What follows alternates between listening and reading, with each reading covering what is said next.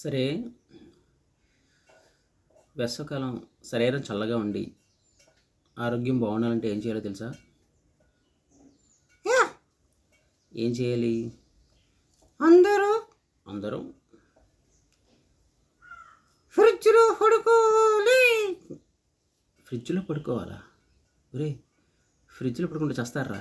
ఫ్రిడ్జ్లో పడుకోవడం కాదు, ప్రతిరోజు తగినంత వాటర్ తీసుకోవాలి. అర్థమైందా? యా కొబ్బరి బొండాలు తాగాలి. యా తర్వాత పళ్ళ రసాలు తాగాలి.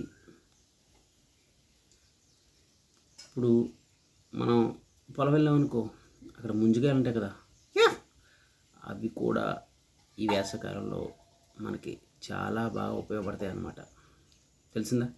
యా పుచ్చకాయ జ్యూస్ కూడా తాగాలి. అర్థమైందా? యా ఇవన్నీ తిన్నామనుకో ఆరోగ్యం చక్కగా ఉంటుంది. ఇవేమీ దొరకలేదా? ఓఆర్ఎస్ ప్యాకెట్ ఉంటే చూసావు ఎప్పుడైనా? యా హాస్పిటల్లో ఓఆర్ఎస్ ప్యాకెట్స్ ఉంటాయి. అవేనా ఇంటి దగ్గర పెట్టుకొని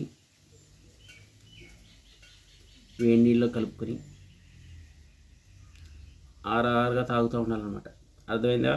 యా తాగుతూ ఉంటే మనిషి డీహైడ్రేట్ అవ్వకుండా ఆరోగ్యంగా ఉంటాడనమాట. అర్థమైందా?